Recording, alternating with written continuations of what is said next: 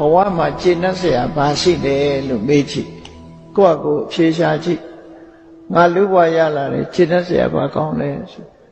ဘဝကိုအကြောင်းပြုပြီးစိတ်ချမ်းသာမှုကိုယ်ချမ်းသာမှုရတာဆိုလို့ရှိရင်ဒါဘဝရဲ့ကျင့်တတ်เสียမယ်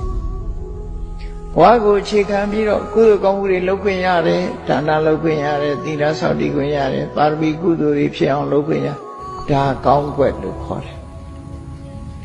ဘဝကိုအကြောင်းပြုပြီးတော့ဒုက္ခသောမနတကိုချမ်းသာမှုစိတ်ချမ်းသာမှုတွေကိုရတယ်ဒါဘဝရဲ့ခြေနှက်เสียအတ္တရာလို့ခေါ်တယ်ဒါဖြင့်အဲ့ဒါတွေရှိတာလားလို့ဆက်တွေးကြည့်လိုက်ဘဝဟာအနိစ္စ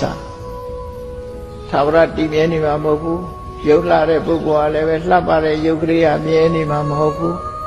နုပြိုတဲ့ပုဂ္ဂိုလ်ကလည်းဒီနုပြိုမှုတွေကစင်ထာဝရမဟုတ်ဘူးနော်အဲ့ဒီအရာခတ်သိမ်းဟာပြောင်းလဲပြီးတော့နေတာဖြစ်သောကြောင့်လှပတဲ့ပုဂ္ဂိုလ်ကလည်းမလှမပဖြစ်သွားမှာပဲနုပြိုတဲ့ပုဂ္ဂိုလ်ကလည်းပဲဒီ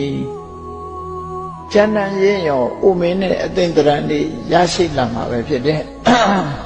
ကျမ်းမာနေတဲ့ပုဂ္ဂိုလ်ကလည်းအစဉ်ကျမ်းမာမှာမဟုတ်ဘူးမကျမ်းမာမှာယောဂဝေဒနာရတဲ့အချိန်ဆိုတာရှိတယ်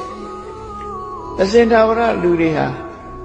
ကျမ်းမာပြီးဖြတ်လက်ပြီးအစဉ်ထာဝရပျော်ရွှင်နေသလားလို့ဆိုမဟုတ်ဘူးမပျော်ရွှင်ရမယ့်အချိန်ခါမျိုးတွေလည်းဖြစ်လာတယ်ဆိုဘယ်ရာမှမမြဲဘူးဆိုတဲ့ဝိပရိနာမဓမ္မအစိုးဘက်ကိုပြောင်းနေတဲ့သဘောတွေဟာဘဝမှာခြေနှက်เสียမကောင်းတာတွေပဲခြေနှက်เสียကြီးလည်းမတွေးနဲ့မခြေနှက်เสียတွေလည်းရှိတယ်ဆိုတာသိရမှာဖြစ်တယ်အဲ့ဒါကိုအာဒီနဝလို့ခေါ်တယ်နော်ခြေနှက်เสียမကောင်းတာတွေတွေ့တာ